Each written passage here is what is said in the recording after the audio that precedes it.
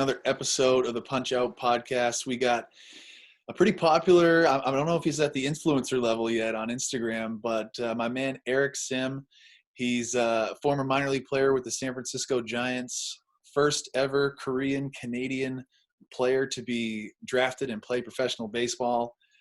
He's soon to be the first ever person to bench 405 and throw 95. We'll get into that a whole bunch.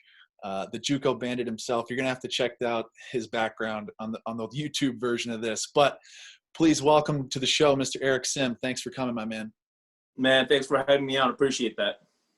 Yeah, so I was giving you all the love with the first ever Korean Canadian. There's a pretty good backstory to all that. Can you get into a little bit with where you came from and kind of how baseball came to be for you? Yeah.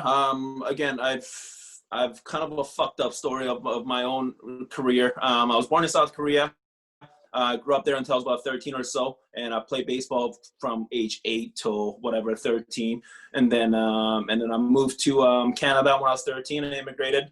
And then obviously I didn't speak any English, and I went there and grew up going to high school in Canada, and still played baseball, of course. And then I went to a community college in Kansas for 2 years in JUCO.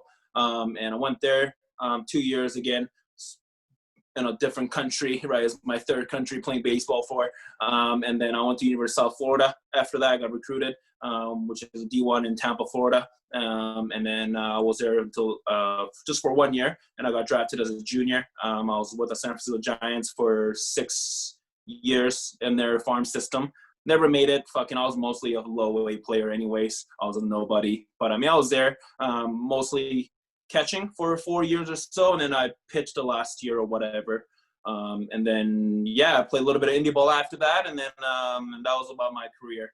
Again, I've been through a lot, from different countries, especially, like, playing baseball in Korea. Man, that shit was fucked up. The whole style is different, right? Like, to what I'm used to now to what I was growing up there. Like, when you're playing baseball in South Korea, shit's crazy. Like, you don't go to school.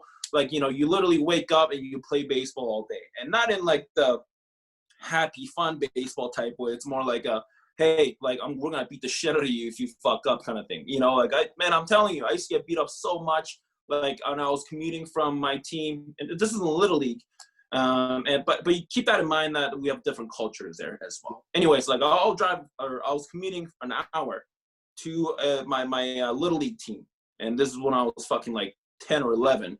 Right, and commuting an hour a piece back and forth, and dude, like, I used to get beat up so much. Like, when I was coming back, man, like, I couldn't even sit down on the bus because my ass would be bruised, because they literally beat the shit out of you with a fungo and stuff like that. It's crazy, like, crazy stuff I've been through.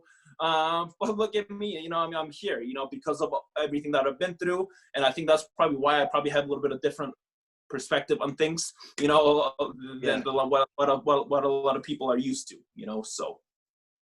Yeah, and like you said too, like, the perspective that you have growing up, my Little League experience, wildly different than what you're, right, of course. Right. But once you kind of made the transition from South Korea to Canada, what you probably started to see the culture shift and relax a little bit. Like, what was it like kind of going from South Korea, where you're getting beat with a fungo, to Canada, which Canadian baseball typically, for those listening, doesn't have the highest reputation for producing ball players, but they got Joey Votto and everything. But what was that kind of like? Man, I still remember my first practice in Canada, because then this is obviously, like I said, our practice will be, I'll go practice from 10 a.m. till 9 p.m. Shit was insane. Like, and our parents, this is now I'm talking about Korea, and then our parents will actually go and like make food for us, and it was like an all-time job, like all-day job kind of thing for them as well, And so this whole, like, getting beat up, fucking waking up, I was miserable every single day in Korea. This is being real, And I heard a lot of it has changed, and now because obviously it's different, generations of people. But, like, back then I was like, dude, I fucking hate my life, And then I go to Canada, right? I still remember my first practice. Obviously, I didn't speak any English, so I didn't know what the fuck was going on. I still remember my coach is like, hey, good job. And I'm like, good job. Like, why are you so, like, well, what's going on? He's giving me high fives, practice is like an hour and a half long. I'm like, what the fuck am I doing? You know, this was crazy.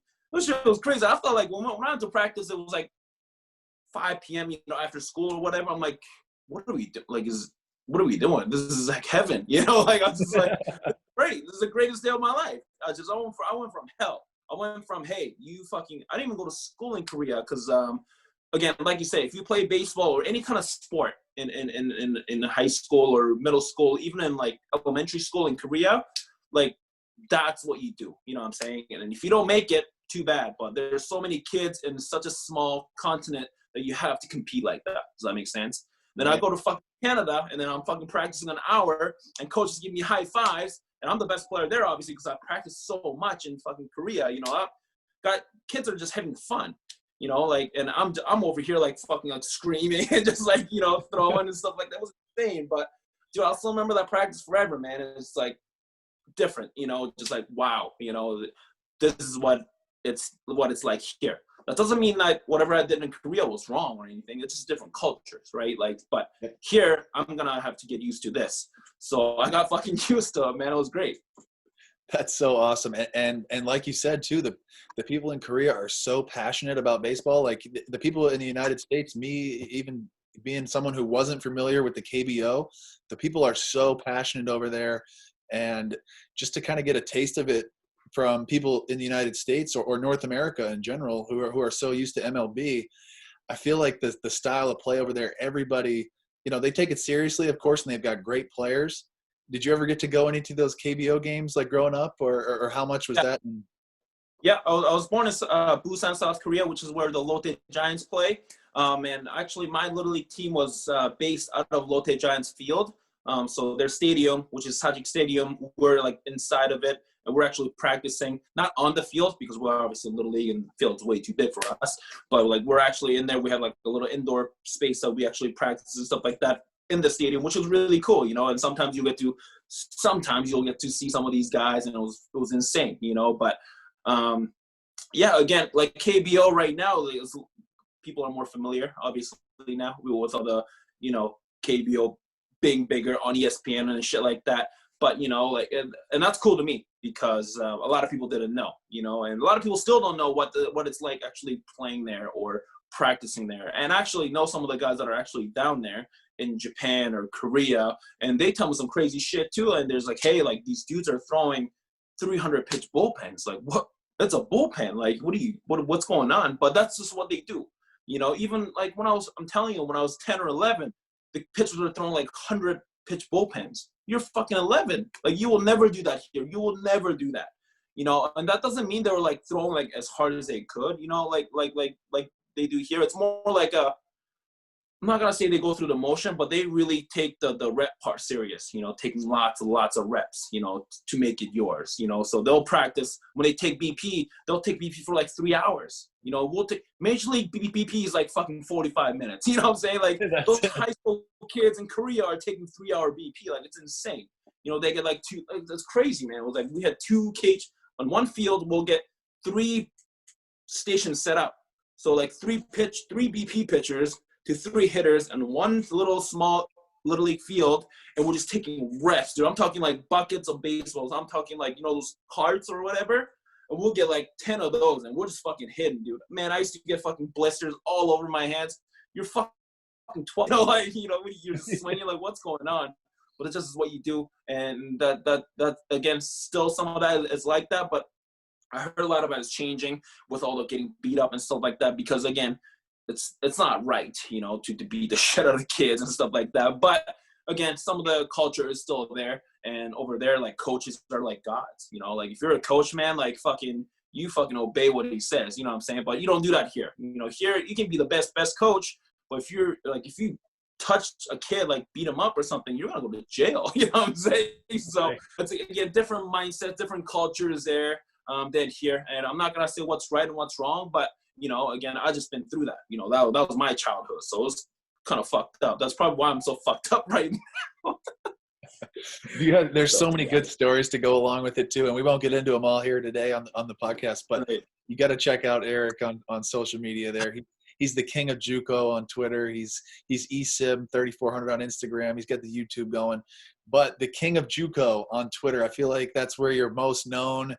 You know, the JUCO route is probably, like you've said before, it's not for everyone. But going from high school in Canada to Colby Community College in Kansas, what was kind of the transition like? And you know, you really get like a band of brothers. You know, the JUCO guys, they stick together. So what was that like?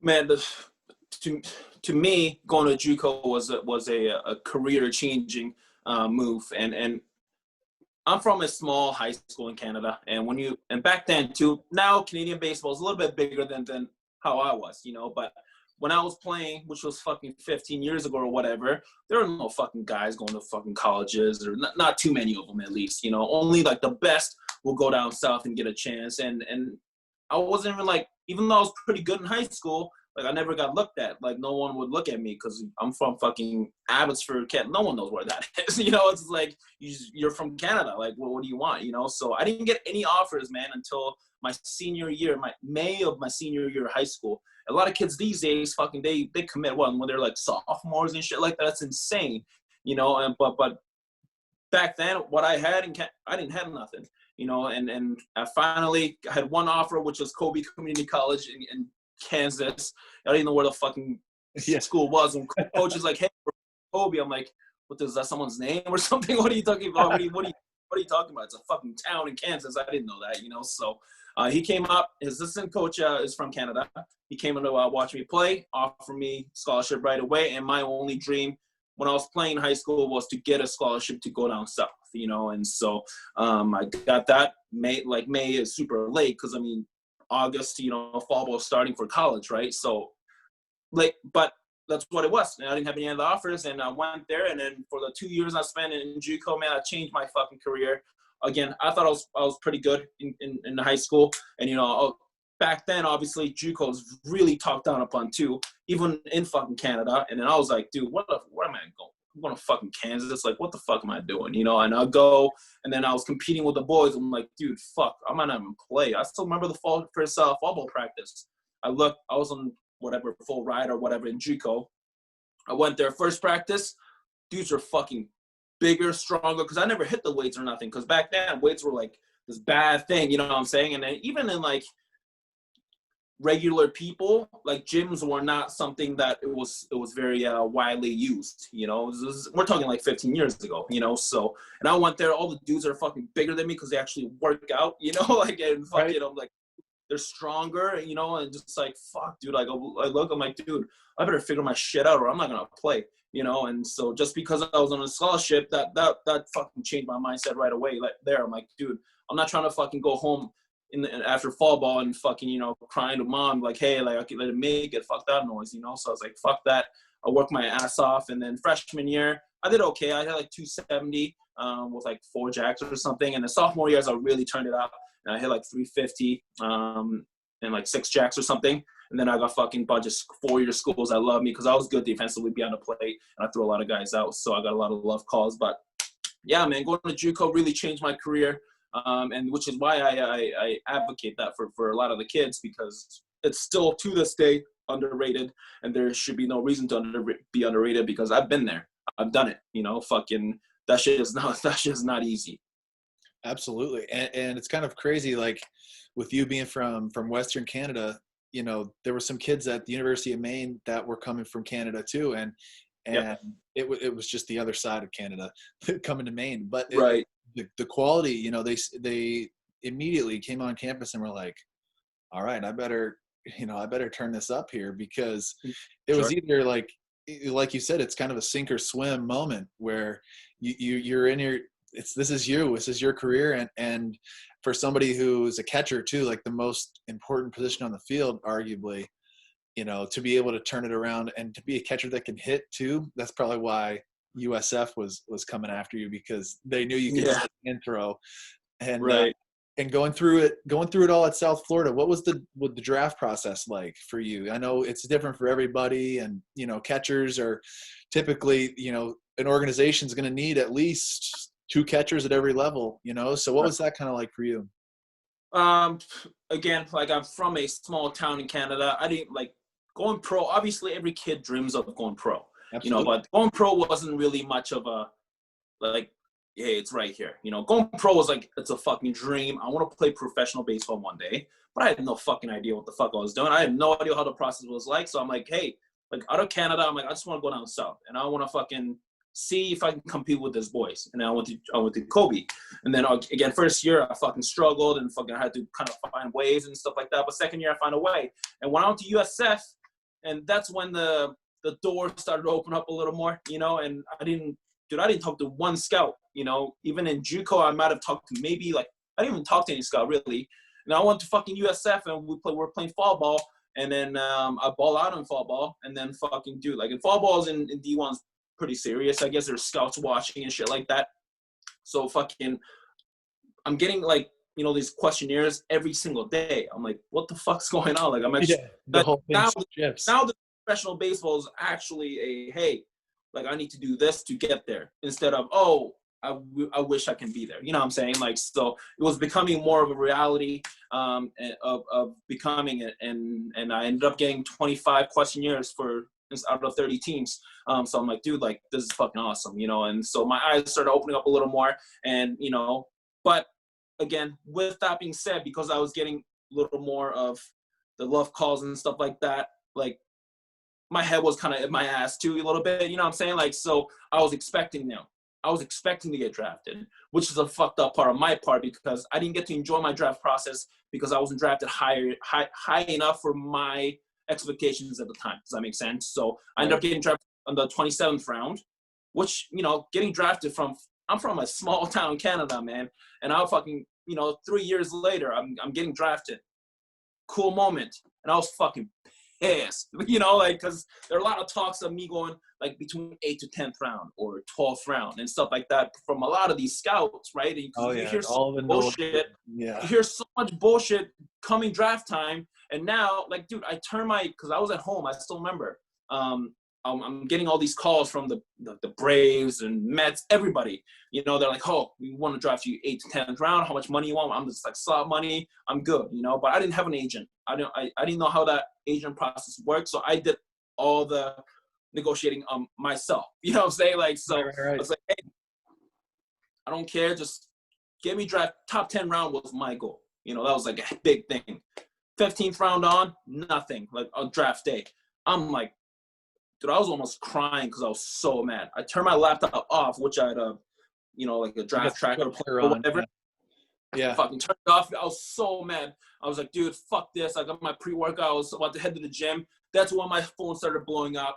I was drafted 27th round by the San Francisco Giants, and I should have been happier. But because I was fed so much bullshit from all these scouts and even my peers around me, like I wasn't happy. And that's one thing I kind of regret a little bit is not enjoying that process of getting too much bullshit getting thrown my way, right? And not knowing what I was before, like completely forgot where I came from.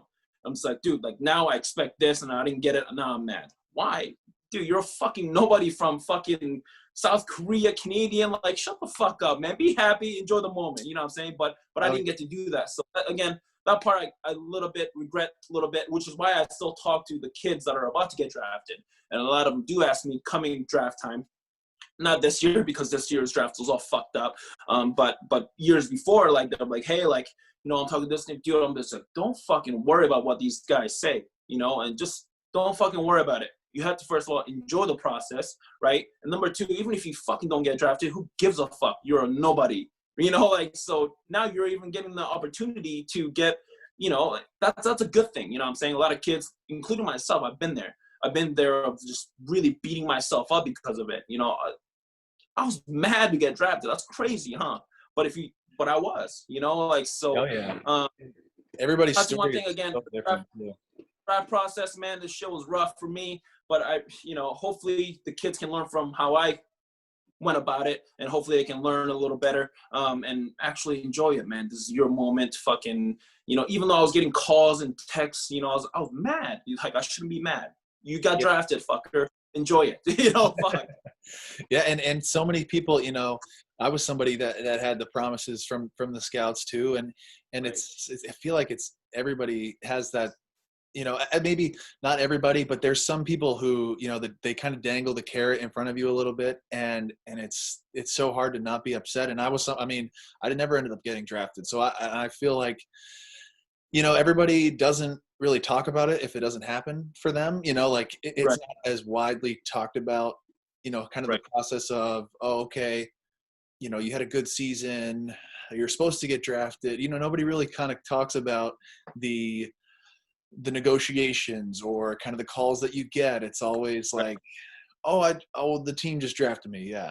No, there's so much more that goes into it. And all the kids that are, Like, listening, like, if playing professional baseball is your goal, there's going to be some ups and downs. It's there's never, gonna be a lot. There's gonna be a lot of ups and downs. Mostly down, absolutely. to be honest. So, you've been through it, and to be honest, a lot of my boys that I knew that weren't drafted went through. Hey, scout called you. Now you're excited, but you didn't get drafted. So what does that tell you? Like what? So whatever they say, I'm not saying it doesn't matter. It's a good thing, right? Like the scouts are calling you, but Yeah. you should not let that affect you. Is what I'm saying. Like for me too, I let that affect me. Like I shouldn't have let that affect me. Whatever the fucking scouts were saying. Luckily, I was still drafted. But a lot of my boys didn't. And they were talking to scouts just as much as I did. So you can't. Yeah. I'm not saying like don't trust what they say because they're trying to draft you. That's their job. And that's their job to keep you interested.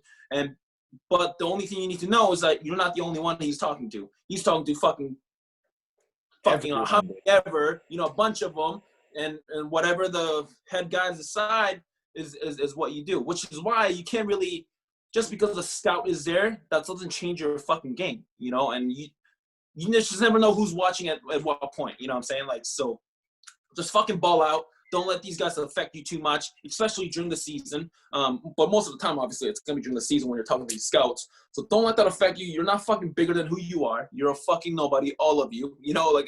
Even if you get drafted top 10 rounds, to me, like, you just start now. How many fucking top 10 rounders have I seen that fucking failed, but that never made it to the big leagues, A fucking shitload of them, So just because you get top 10 rounds, that doesn't mean you're going to make it. So nothing's guaranteed. So why the fuck are we putting in so much emphasis on that?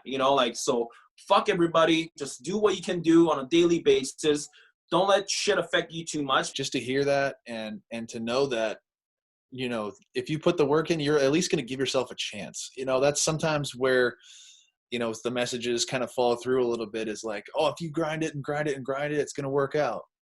Not always, but you at least can give yourself the chance. And for so many of the kids, I'm from a small area here in Maine, professional baseball, there's one guy playing in the big leagues and he just got done. So there's a couple guys from Maine now that are trying to get in there. They're in the minors. One guy's on the prospect list for the Astros, so it's like, it's not really right there where if you're in Florida, if you're in California, Texas, these dudes are first rounders and going to the show. And it's like, for anybody getting out there, if you want this to be your dream, you got to put in the work, man. And I feel like Eric's giving you a behind the scenes look here with Project 95 or Die.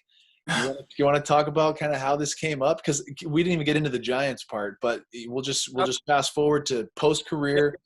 How did the Project 95 or Die come into be? Well, so I got done playing when I was 27. So in 2016, after the year, I was like, dude, I'm done. I'm just gonna get a regular job. I need to because I was broke as fuck, man. I had less than $500 in my bank account. I was 27, still living at home. Like, dude, I can't be doing this shit anymore. So I was like, dude, fuck it. And then I've been working as a bar manager since. And I still do that to this day. And obviously, when you're working a regular job, and like myself, you kind of let that affect you, and that's what you do. I was working late hours, right? And I'll wake up late, and like I was just not doing much. I didn't have time at the time, to go work out, to fucking do anything. And I let myself go for 3 years, man. I went from 240 pounds, which was my playing weight, baseball playing weight. 240, 245 was my playing weight, and I got to 290. Just fucking got fat as fuck, and I didn't go to the gym. I didn't do shit. I just ate food, worked, and came home, slept. Same every day was like the same cycle. And one day I was like, dude, like I was 290. I was just waking up from bed. I'm like, dude, like I feel like shit. You know, when you get heavy, you know, I gained 50 pounds. You know, like, and 290 is not a lightweight either. So I wake up just like with a headache and a bunch of shit going on. And I was like, dude, what am I doing? You know, I need to clean my shit a little bit. And there's one kid, Colby Halter. I still remember. He's a high school. He's going to college now or some shit. Anyways, he's like, hey, people want. This is when I was like tweeting a little bit. You know. Yep. He's like, hey, people want to be Jack Sim. I'm like, that'd be actually kind of a cool project, you know, like for me to go from like nothing. I didn't even touch a baseball, you know, and I didn't even work out for 3 years, man. I let myself go. And I'm like, dude, that'd be kind of fun project to do, get my ass back in shape, because that's what I need, you know, because I'm really out of shape and I want to change that. And by doing like the project type thing, it'll motivate me, and it'll hopefully show progress or kind of motivation to other people as well, and maybe inspire some kids. And that's how this shit all started, basically, man. And then I was doing that on my own for about a year, like just like training. And when I first started training, it was rough, man. I still remember my first Mount Velo. I hit 75 on the Mount Velo. My arm was hurting so bad because I didn't do shit for 3 years. Right. And I was working. I could barely bench press. I'm like, dude, this is rough. And I just got on like some regimen on my own end, and I was trying to get healthier. I was trying to be better or whatnot. And then while that was going on, about the end of it, Driveline hit me up. CEO of Driveline, Mike, hit me up. He's like, hey, like, because back, like, at this time, I was just, like, working out heavy every single day because I didn't know what I was doing. I'm just like, hey, I'm just going to go to the gym. I'm fucking strong, and I like lifting heavy shit, so I'm just going to lift heavy every single day, and I'm just going to throw, I don't know, every 5th, 6th, 7th day or whatever, once a week or whatever. I was doing that. And he's like, hey, like, well, obviously we know each other. He's like, you're a fucking idiot. Whatever you're doing, like, you're not going to be able to throw harder that way. I'm like, yeah, I know. I was maxing out. I went from 75 to, like, 83 or something, 83, 84. So good progress, you know, but I mean, obviously I could do more.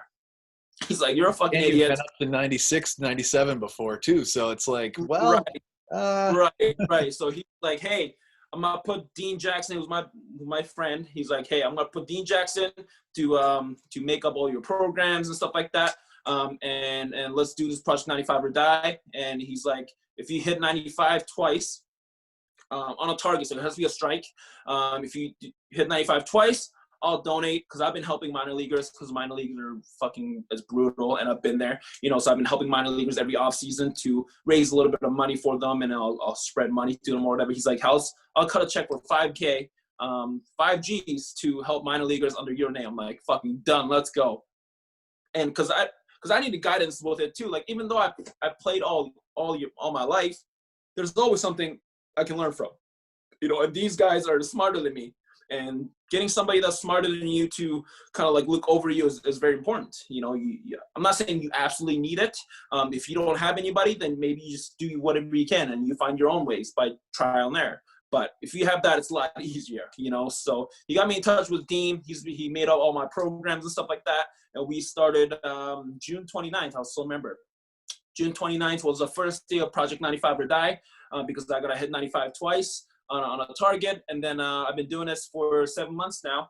And then I got up to 94 so far, and I recently hit 93 indoors, which my indoor facility it's called a prison because there's literally nothing. It's a concrete floor, and I just got like 2 horse mats, and they're slipping everywhere because like concrete flooring is so fucking slippery and stuff like that.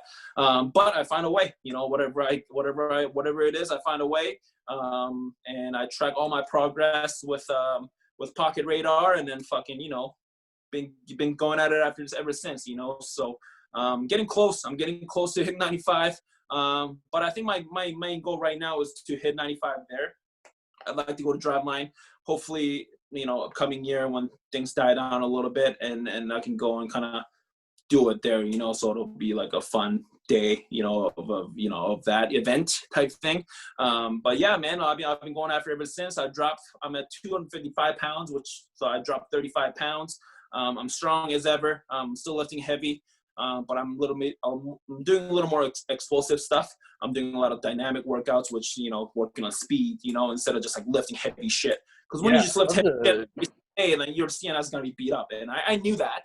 It's not like I didn't know that. I'm not a dumbass. It just, that's what I was doing. I don't give a fuck. Man, when I was just training by myself, I'd go and I'll drink like 10 shots of tequila and I'll fucking go hit just for, I don't know, just like I was doing dumb shit. I was pulling down fucking golf clubs and I was doing some dumb shit, but now I'm not doing any of that. Now I'm actually taking this training serious, and actually like trying to like see what kind of gains I can make. And a lot of people think, hey, you're doing it and they want to see 95 right away. And the reason I started this, the reason Mike is like, hey, I want you to do this and this would be cool to show these jabronis that it's not easy. You got to put in the fucking work. A lot of jabronis talk, right? All these tough kids or whatever, they're like, oh, I work hard. No, the fuck you don't. You're not really working that hard. That's the whole point of me doing this. Not necessarily to put them down. It's more of a, hey, this is how much effort I'm putting in. And I have a fucking full-time job, motherfucker. So if I'm doing this while I have a full-time job, you can do a little more. You know what I'm saying? Like, so Oh yeah. That's a point of doing all this. And to be honest, like for me, it's not more than the velo I'm hitting itself.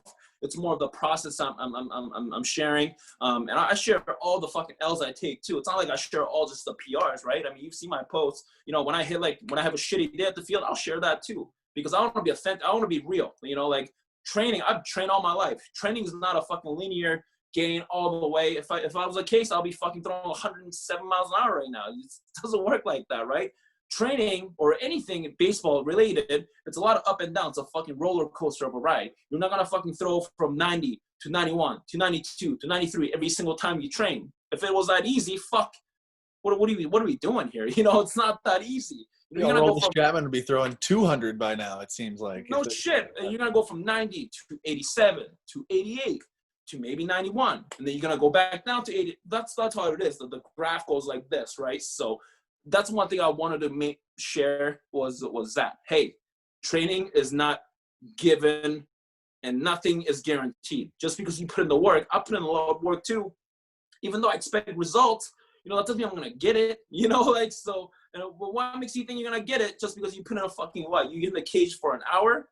You think you're going to get better? Fuck you. Like, man, I'm putting in like everything, man. I've got a full-time job and I'm doing fucking 2 hours of lifting. I've been throwing every single day. I've been throwing every single day, basically, like other than the Velo week I had. I've been throwing every day, and that takes a long time to go through all my routines, right? And then I hit, I spend, on Velo days, I'll probably spend good 7 to 7 hours just training. I'm just like, and on top of that, I'm cooking, eating, like all that shit, man, like I'm putting in that much effort, what the fuck are you doing? What I'm saying? There's like, so much that goes into it, man. And I really think that you're kind of giving a look behind the curtain and actually showing what it takes. And so, that's been the most amazing part to watch too, is like, you share everything. That's the best part. Yep. Is there's nothing there's no magic. There's no instant unlock, there's nothing like that. And so for somebody out there who kind of maybe wants to pick up their training, or, everybody's going to ask you the same questions, how do I throw harder? How do I throw harder? People in my Instagram question and answer the other day were like, is Eric Sim being soft because he hasn't hit 95 yet? And I was like, I can't even answer this. Like, are you kidding me? Like, if you knew half the stuff that was going on. But the thing is, if somebody wanted to, maybe get started on this path, or they've been doing some throwing, like what did you see that like translated the best, looking back at your training? Maybe was it with pull downs or, the run and guns, kind of what would be the thing, if somebody was stuck at 85 or something like that, just something that you've seen help you out during the journey. So that's a thing with me, is like, not one thing has been superior than the other. I had to do every single thing. Like for me, like right now, like I'm 255, if I went back to 280 and I'll be doing the exact same throwing program, my velo is going to go down, so everything that I'm doing now from literally everything, eating to lifting to all the shit that goes outside of just doing my velo, everything else, it matters as much. And that's the whole point I'm trying to make, is you get a lot of DMs like this too. I'm sure it's like, hey, how can I throw harder? Well, I'm sharing everything that I'm doing, I'm being real. You know, I'm being real. Are you working hard enough? You need to do more. You know, I'm like, oh, dude, like I'm eating so much and I'm not gaining weight. Well, you gotta eat more. You know, or if you're like me, dude, do you think it was easy for me to go from 290 to 255? That fucking took me a long time. That took me months of not eating the regular shit I was eating. Like I had to fucking cook my shit, you know, healthier shit, you know, find ways to make it. And just because you were doing that doesn't mean you're gonna lose weight. I was going through stress from work, all the other stuff that I was going through, and I still found a way. You know, that's what it is that everything matters, right? And so a lot of kids think they want me to, okay, can you give me one drill that I can do that's gonna make me go from I 85 get to, that so dude, many. are you Oh, fucking kidding? There's not one fucking drill, motherfucker. I have to tell them, like, dude, there's literally not one thing you can do that's gonna make you go through from 85 to 90. Are you if I was a case, I would just do those fucking drills every single day, and I'll be at fucking 100 right now. This is not how it works, right? So I'm just trying to share that everything matters, not one thing. And that's why I do everything. I try to. I'm strong as fuck already, but that doesn't mean I'm not gonna work on my strengths anymore. I still work on my strength. But on top of that, now I'm doing explosive movements, dynamic workouts, speed workouts. So I'm making more of like a spring, we call it, you know, like a fast moving spring, you know, like that's what I want to make my body to. And a lot of kids don't seem to get that. They think you're gonna do one drill or, you know, one mechanical adjustment, you're gonna get there. Well, probably not, to be honest, because you're a fucking weak bitch and your body can't fucking get you to do what you want to do. You know what I'm saying? Like, so everything matters. When there's not one thing, in my opinion, again, there are a lot of smart people out there. Oh, you got to fix this and then you're good. And I'm cool with that. I'm saying the thing I'm trying to portray a little more is, hey, there's not one fucking thing that's going to get you there. You need to do everything. And whatever you're doing, and if you're not seeing progress, you're probably not doing enough. that was probably the most perfect answer for that, because I was trying to tee you up a little bit to like, there is never one thing. And I get all the DMs with, hey man, do you have a drill for this? It's like, maybe if you, but no, like there's no, I mean, you can try something, but it's not going to ultimately, you know, be the end all be all. But for somebody like on the nutrition side, do you think there's, you know, and with your meals that you cook too, people all just, they got to do is just scroll down and read your stuff. But like, what's been your favorite meal, I guess, so far? We'll kind of switch gears a little bit. Usually my Velo meal will be like a steak and rice, and then I'll do some onions as well. But for me, like I don't just like eat. Obviously, I try to keep it simple, right? So if I can keep things simple, like meal wise or whatever, it's a little bit. I can do them a little more consistently. So it's like, I'm not putting in 20 different things. I gotta do all this shit, you know. Like, of course, it'll taste better or whatever, but I don't have time for that. You know, I got a job and shit. I'm trying to do this shit.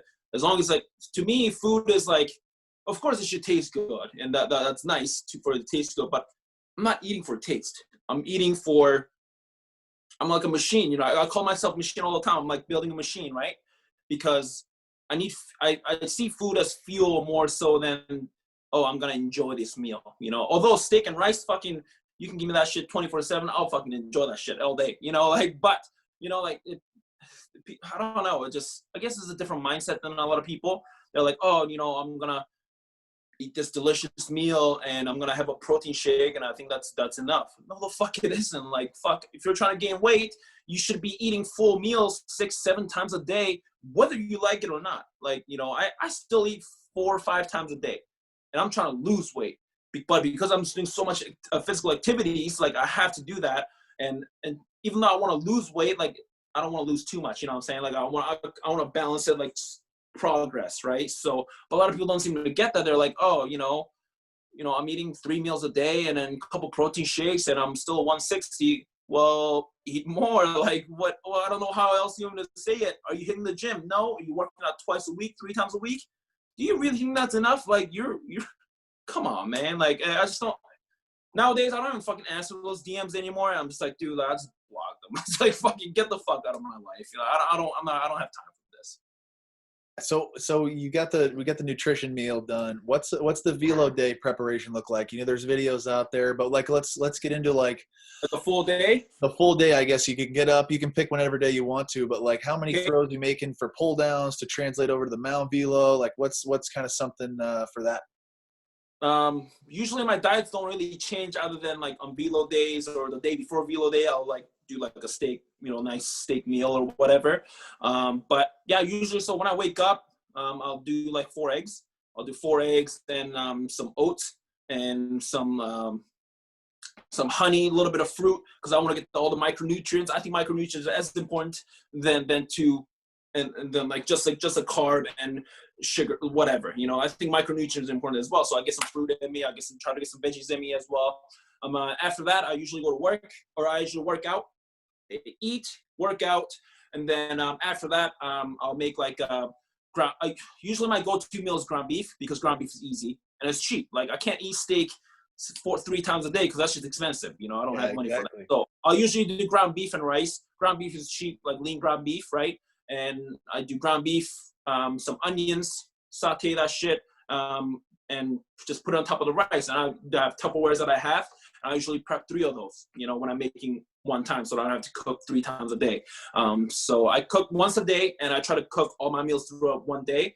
And some people like to do like a week prep and stuff like that. But for me, food tastes like shit. When you're eating a 5th day or 6th day, I've done it. I'm like, I'm not gonna do that. I'm gonna enjoy it somewhat of this. It's a hot meal. I got so. How food can get stale, right, in the fridge and stuff like that. So fuck that. So I just cook in the morning, and then I prep all my meals. So I usually make 3 of those. So I already have meal number 1 was 4 eggs and oats and all that. And then second meal will be ground beef and rice. I'll go to work, come back, another ground beef and rice, and then I'll take like half an hour break, and then I'll go to baseball. And I'll ball out till like, I don't know, 5 or 6 or whatever, come back, eat, and then I'll go to work. I usually go to work twice a day, every single day, but not like 8 hours a day. It's more like depending on how busy we are. I usually go to help them for lunch rush, dinner rush. I run a bar, and then on Mondays and stuff like that, I do like all the ordering and scheduling and stuff like that too. So that kind of takes my time. But yeah, I go to work from 6 to 8 or whatever. Come back, eat like.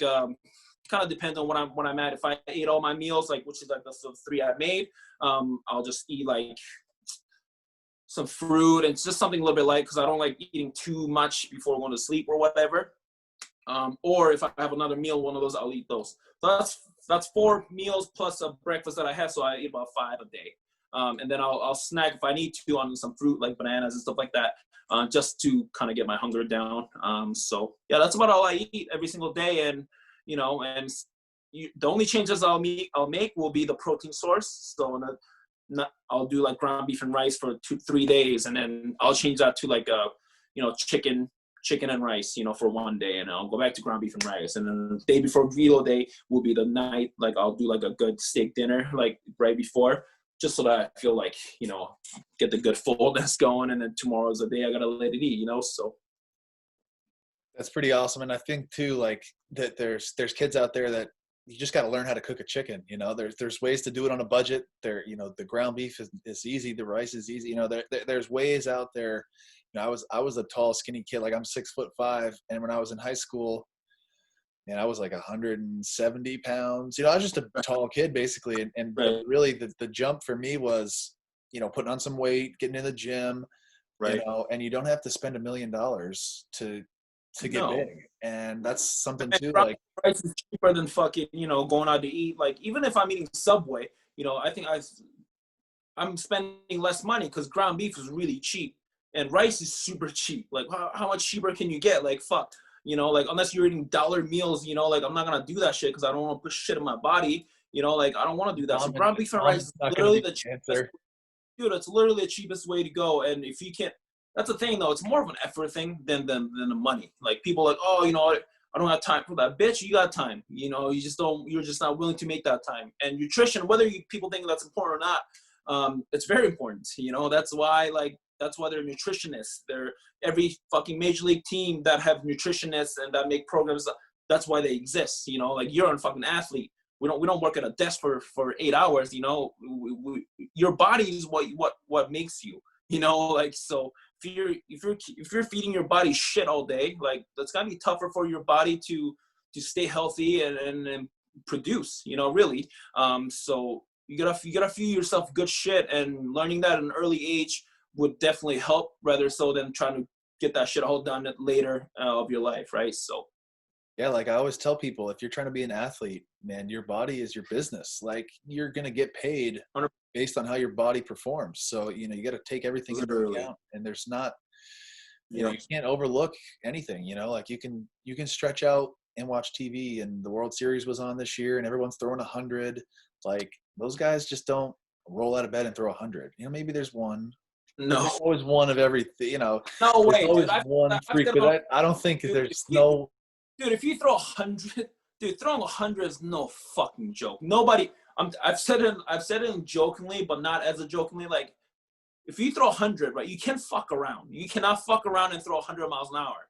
You just can't, because literally nobody can do that. You know, like, no one can just wake up, oh, I'm just gonna fuck around and throw 100. Those guys take care of their bodies, their arms. They do their programs, whatever they need to do. They're doing it. You know, they do it different ways. You know, like DeGrom is different than Gratterall, right? They're two different types of pitchers. You know, one's bigger and stronger, and the other one's not. But either way, they put in so much time and effort. They have to, because throwing 100, even 95 plus, shit's no joke. You know, like, and as a guy that's chasing that now, and even the guy I used to, the hardest I threw was 97. I was usually most like 94 to 96, but that shit was hard. Like, you know, that throwing that hard was not something I could just wake up and, oh, you know, hungover as fuck every single day and then just go do that. I just couldn't do that. I had to put in a lot of, you know, effort to do that, you know. So it's really about effort. And genetics matter, of course. I hear so much of this shit of, yeah, does genetics matter? Yeah, I'm sure. Like, fuck, of course it does, you know. But that's with anything. You can do fucking anything, like, if your genetics matter. It really does, you know. Even if you work at an office job, I feel like your genetics matter. Some people are just better at it, you know, just so what it is. But it's what you make of it is that's what matters the most, and how much effort you're willing to put in. And you can talk about genetics and shit like that all you want, but if you're a bitch, you can have all the genetics, right? But if you're a fucking mental bitch, like, you're not gonna make it. And I've seen it in pro ball in college. Like, I've seen some donkeys in college that never made it, you know, because they're a bitch, they're pussies. So I don't know how else to put it. They're just like, they just cannot handle it, you know. So I'm not saying I'm the, you know, I have this mental mindset down or anything like that. I don't. I'm still learning to this day, man. I'm fucking 31. I'm turning 32 in January, but I'm still learning, you know. So what makes you think you fucking know everything? You know, you don't. So. Yeah, you gotta. It's like your tweet the other day with the Pokemon. You gotta have it all. If you guys didn't see that, whoever's listening, you got to go back and just scroll through his Twitter and Instagram. I mean, it's all great. My Twitter. Yes. Twitter is the best. I don't even know how on your third account now you're still tweeting and getting through the VPN and backdoor stuff. Yeah, I thought I was for sure gonna be fucking suspended again by this time, but hey, fuck it, you live on, you know. You're gonna have a combined all your accounts. You're gonna be coming up on 100K or something. But I got one last little training question, and we'll do a little lightning round, and we'll wrap it up. But the one last training question would be, when you're doing a velo day, your mound velo, I mean, what's kind of the throwing like? You've got your dynamic warm up, you do the plyos and stuff like that. But what do you usually like to see for your long toss? Because you radar every throw. What's kind of the radar readings you're looking for, or what's, if somebody was to go in there, what are you looking for on the radar? So I've thrown basically every single day, so I know where I stand. But every single day you feel a little bit different, slightly different. You know, not every day you're gonna feel like $1,000,000, and you know that as a guy that's training yourself. You're not gonna. If you train 365 days, you might feel perfectly good maybe 10 days. You know, the other days you're fucking going through a lot of bullshit, whether you got a little bit of aches or just something doesn't feel right, or my mechanically I'm a little bit fucked up or whatever, you know. So most of the times I'm just gonna let everyone know that you're gonna throw a little bit fucked up. This is the way it is with anybody. But for me, because I've thrown so much, I know what kind of velo I'm at. I usually start, you said it perfect. Like I do all the dynamic warm-ups, and on my YouTube videos, you can see a little more of how I get there, like to warming up and stuff like that. And for me, that's very important because that's my routine. And whenever you have a routine, again, you can kind of give yourself a better chance of being more consistent on a daily basis, right? But anyways, when I get through all my routine, I'll start throwing a long toss. I'll start obviously light, and I have some set of drills that I do. Like I have 3 or 4 drills I always do, like before, like when I start to throw. And I usually start about 45 to 50 miles an hour, depending on how I feel again that day. So I'll do that, and then I'll gradually raise it up to long tossing max distance to about 80. And then I start bringing shit down to more of a pull down phase, right? And that's when I start like a little more letting it eat. And I'll usually get to about, right now indoors, I'll get up to like 91, 92, between 90 to 92. But when I'm doing outside, obviously I have a little more juice because I have a little more better traction, right? I'm wearing cleats and stuff like that. So I usually get up to like 94, 95 on pull downs, and then I get in the mound. If it's a pull down day, that's a fucking what I'm focusing the most. And I've been up to 100 pulling down just because I'm going all out on that. But when I have mound velo, I usually don't go all out. It's more like hey, like I want to get my arm going, but that doesn't mean I'm gonna full run ting on all that shit. You know what I'm saying? Like, so a little bit different ways of going, and I have little different adjustments like that I make like that on velo days, and I have hybrid days and recovery days. All those days are different. So when I throw every single day, that doesn't mean I'm fucking letting you eat every single day because I'll have fucking TJ by now, you know. But it's just more of a controlling my intent on the day, controlling my effort that I'm putting in, So, and I think that's very important because I think that's why I don't plan on taking any time off from throwing. Like, some people will take like a couple months off from throwing after the season, stuff like that.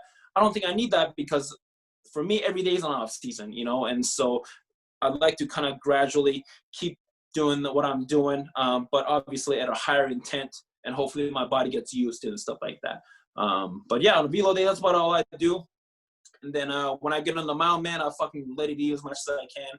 Of course, I'll kind of blend that in. So I'll go from flat ground and then gradually go up. But right now I'm using this shitty portable mound. Like it's really small. So I can't really do a whole lot of blending. It's more like, hey, like I'll do like a couple flat ground after the pull down. And then I'll just get on the mound and try to let it eat and fucking. But when I do though, you see me, like I get very intense, and for me, that shit works for me. And a lot of people like, oh, you gotta stay calm and relaxed. Every pitching coach in the world says that. Oh, just heard it all, yeah.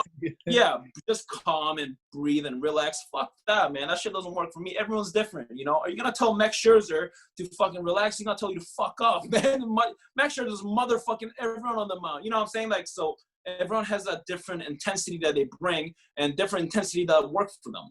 For me, getting hyped up and, you see my videos, like I'm ripping smelling salts and velo slaps and fucking drinking bang. Like that kind of shit gets me going. And I don't do that just to be a fucking clown. I do that shit because that brings the best out of me. That gives me the best chance to achieve what I'm trying to achieve, so. Again, the adrenaline is huge. Yeah, but if you work better in calm situations, listen to classical music, do it. Whatever that works for you, do it. But the thing is, you need to know what works for you. If you don't even know what works for you, then you fucking have no idea. So for me, like if it was like a young kid, like, hey, like I don't know what to do, try them all. Like do what I do one day or for a week, and then the other week you try to be super calm. Whatever, find it. And when you do it, you'll be able to tell the difference of, hey, this is me. You know what I'm saying? Like, so. Everybody's different too. Like you just got to try it out. And it's kind of a good time. I don't know if there's ever a good time, but the virus this year kind of gave everybody a chance to, work on things and basically touch up on whatever they want to. And I feel like there's still time left. We don't even know what next season will look like. So, it's kind of a strange time for anybody, really. Even the pros going into, there's the CBA and free agency and all this stuff, even if you're looking at big leaguers. So they're all going to still train. Everybody's going to still do their thing. And it's either you're getting better or you're getting worse, really, when it comes down to it. And people sometimes don't want to hear the hard truth, but at the end of the day, it's the truth. So we'll hit you with a little lightning round here. kind of changes from guest to guest here. Like some guys, like I'm obviously, if I have a college guy on, you know, we're not going to say like, all right, what's your favorite drink or something like that. You know, you're never gonna ask the people the same questions. But ask me what the fuck you want, dude. I don't give a fuck. So if you had to choose only one, a Velo slap, a bang, or smelling salts for Velo Day, what are you choosing? Velo slaps, because like smelling salts get me going, of course, because it's a stimulus, right? Yeah. You're getting a pull, you're going, and bang, same thing. You got a little bit of caffeine in there, but for me, Velo slaps, like that really like kind of, what do you call it? Like kind of puts you in that switch, you know? Like I'm just like when I'm just like throwing, because I don't do Velo slaps when I'm like warming up. The reason I don't do it, even though I feel like shit, I don't do it because I want to save that shit. You know, I want to save it to when I need it. And I don't fucking like Velo slap. I Velo slap a lot, obviously, but I don't do it every single time I throw because I want to find the right time. When you do something every single time, like it's no longer serving the purpose. Does that make sense? Like, yeah, it's gonna wear off a little bit. You want to fucking like, this is like back of your fucking, you know, pocket. You're like, hey, I got this. Let's go. You know. So for me, Velo slaps work best, man, and that shit fucking, I love it. All right, so the next one is Wilson or Rawlings on the glove. Rawlings. Good answer. That's my answer every time. But the next one here is, if you could go with a truck or a sports car, what are you choosing? I'm not a big truck guy, so yeah, probably like the sports car. I like SUVs, man, to be honest. Yep, I could see you get a Range Rover or something and roll up to the prison and let it eat. Rover in the prison just does not go well, and I really like that because I like when things don't go well. So if you had to pick one here, we'll just keep on rolling with it. Would you go coffee or tea? Coffee. You're gonna read a book or are you gonna listen to it? Listen. The next one here, we'll shift it back to baseball here. What's more important, stuff or command? Both, motherfucker. All right. The only answer is both. That's man, the only answer is both. That's it. Like, fuck, man, like, you know, you get this shit all the time too. I guarantee it. You know, velo versus command, fucking, or when you're hitting exit velo or bat path, all that shit, motherfucker. You don't do one or the other. You know, like if you're trying to be successful in anything, you don't just do one or the other. When you're taking SAT, like when you're studying, you just study math? No, you study math, English, you do everything. That's what you have to do. Like, I just don't get this. No, fuck, you gotta do it all, motherfucker. If it was just one thing, I'll be in the big leagues right now. Fuck. And my last one here, what's your favorite meme, or what's the one your go-to meme on the internet? I know you've got a million of them floating out. What's your go-to?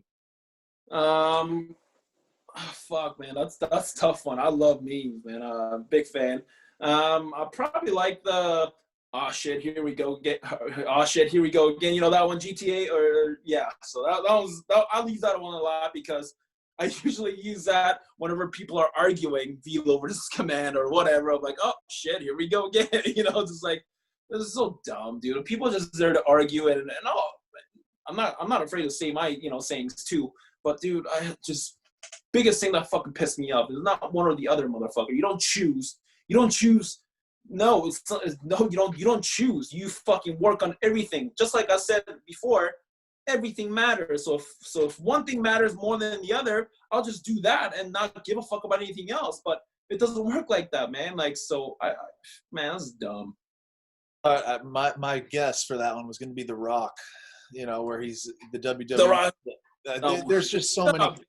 Yeah, I love those two. Yeah, there's so many good ones. But you'll see the crying Jordan emoji and crying Jordan. That's probably, yeah. That's you're gonna see that a lot.